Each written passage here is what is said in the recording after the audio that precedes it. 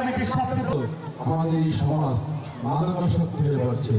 মানুষ আজ ছেলে মেয়ে বয়স্ক যুবক সবাই এই মাদকের সবলে আজ আক্রান্ত। এই সবল থেকে আমাদের যুবক সমাজকে মাঠে ফেরানোর জন্য আমাদের এই যে সংস্কৃতি, এই সংস্কৃতি অঙ্গনে এদের পদযাত্রা আবার মুখরিত হয়ে উঠবে, সেই প্রত্যাশায় আজকের আমাদের এই ফুটবল টুর্নামেন্টের আয়োজন।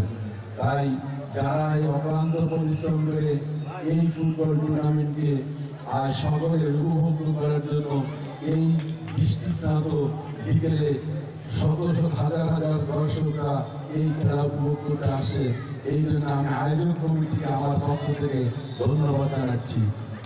আরও যারা এখানে সবাই উপস্থিত হচ্ছেন তাদেরও আমি ধন্যবাদ জানাচ্ছি। আপনারা সুশৃঙ্খলভাবে বসে এই খেলাকে উপভোগ করবেন। আর যে দুই দল আজ খেলা খেলতে যাচ্ছে সেটা পাটকান্দি 11 আর গোপালগঞ্জ পৌরসভার এক অংশ নিয়ে বেঙ্গল টাইগার 11, এই দুই দলের মধ্যে খেলা হবে।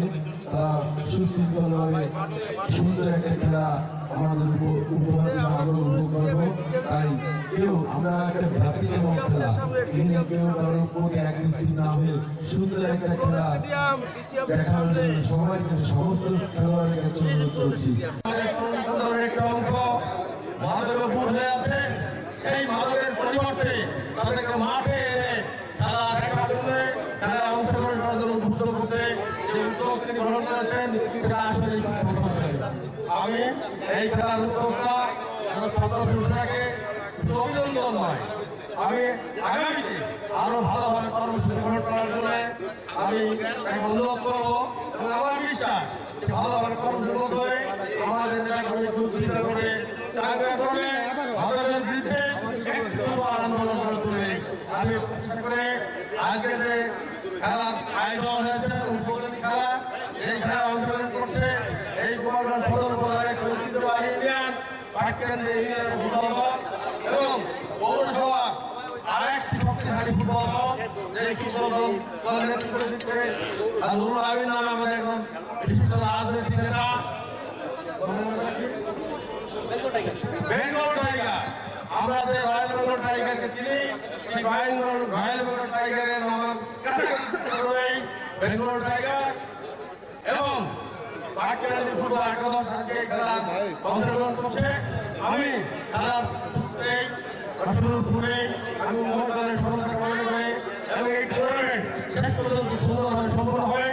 বিএনপির চেয়ারপারসন গণপ্রজাতন্ত্রী বাংলাদেশ সরকারের মাননীয় প্রধানমন্ত্রী একটি বিপ্লব, একটি যুদ্ধ ঘোষণা করেছে মাদকের বিরুদ্ধে, সন্ত্রাসের বিরুদ্ধে, চাঁদাবাজের বিরুদ্ধে। আকৃষ্ট হতে হবে আমাদের খেলায়, আমাদের মাঠে ফিরে আসতে হবে মাদক ছেড়ে। এই আহ্বানে আজকে আমরা গোপালগঞ্জ ঐক্যবদ্ধ। আমাদের প্রতিজ্ঞা রয়েছে, আমাদের খেলা শুরু করতে হবে। আমি আমার বক্তব্য দীর্ঘায়িত করবো না। জাতীয়তাবাদী পরিবারের যতগুলো লোক এখানে আছে তাদের অক্লান্ত পরিশ্রমে, অক্লান্ত চেষ্টায় এবং শারীরিক সহযোগিতায় আজকে আমাদের এই খেলা উদ্বোধন হয়ে যাচ্ছে।